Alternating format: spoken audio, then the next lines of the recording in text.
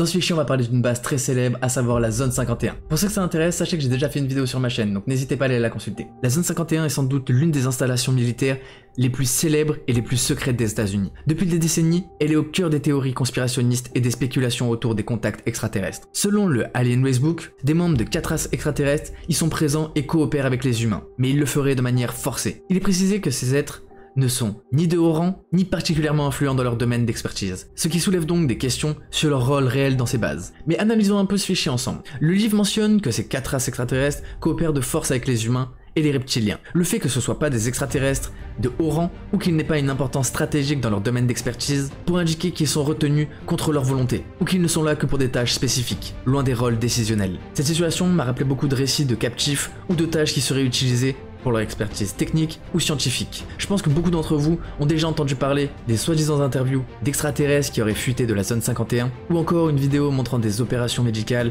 sur un extraterrestre, et qui là aussi prétend venir de la Zone 51. Après, le terme de coopération forcée suggère une situation de contrainte et de servitude. Pour moi, il est donc possible que ces extraterrestres soient retenus pour leurs connaissances et leurs compétences. Toutefois, il est possible qu'ils aient aucun contrôle sur les projets et les expérimentations qu'ils mènent dans la base. Peut-être est-ce qu'ils auraient été récupérés après un crash, tel que celui de Roswell par exemple. Cette dynamique de pouvoir asymétrique pourrait également expliquer pourquoi ces entités ne figurent pas dans nos hauts rangs, ou n'ont pas d'importance dans leur société d'origine. Mais le livre précise que la sécurité de la Zone 51 est gérée conjointement par des humains et des reptiliens, opérant 24 heures sur 24.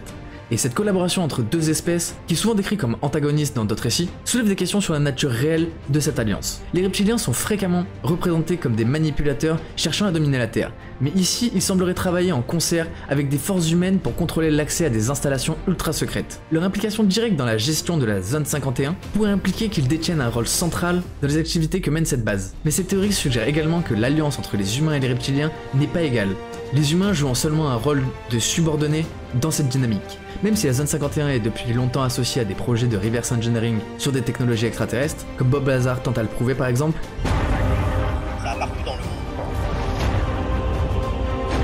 Vous avez mis la Zone 51 sur la carte. Pouvons-nous jamais être rendus entiers, mais on ne nous croit pas? Nous ne pouvons pas vérifier ce qui se passait dans ce contexte.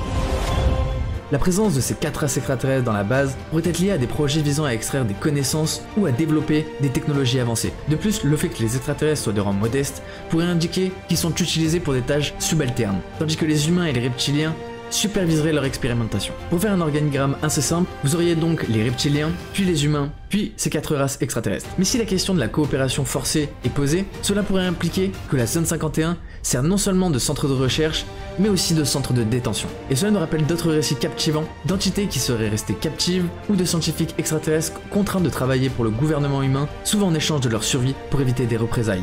En conclusion, on peut dire que la Zone 51 est une nouvelle fois un point névralgique des théories conspirationnistes autour des contacts extraterrestres et des projets secrets. Ce cas ajoute une couche supplémentaire à l'histoire en suggérant que des membres de 4 races extraterrestres y sont forcés de coopérer avec des humains et des reptiliens. Cette dynamique de pouvoir et la nature de cette collaboration forcée soulèvent de nombreuses questions sur la véritable intention de cette base. Bien que ces récits soient difficiles à vérifier, ils montrent à quel point l'imaginaire collectif autour de la Zone 51 reste complexe et intrigant.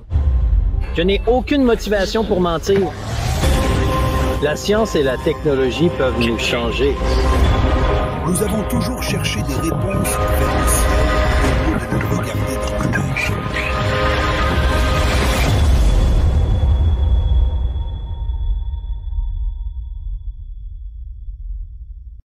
Et voilà, c'est la fin de ce fichier alien fascinant tiré de The Alien Racebook. J'espère que cette exploration vous a intrigué tout autant que moi et que vous avez apprécié ces mystères. Pour ceux que ça intéresse, n'oubliez pas que cette vidéo fait en réalité partie d'une vidéo bien plus grande où nous analysons tous les fichiers présents dans le livre The Alien Racebook. Vous pouvez retrouver l'intégralité de ces enquêtes avec encore plus de révélations et de théories dans la vidéo complète disponible sur la chaîne. Donc si vous souhaitez en savoir plus sur les phénomènes extraterrestres et les mystères cachés de l'univers, je vous encourage vraiment à aller voir cet épisode. En attendant, n'hésitez pas à liker cette vidéo, abonnez-vous pour ne pas manquer les prochains épisodes et partagez-moi toutes vos théories en commentaire. Merci d'avoir regardé et nous on se retrouve dans un prochain épisode. C'était Kick on Fire.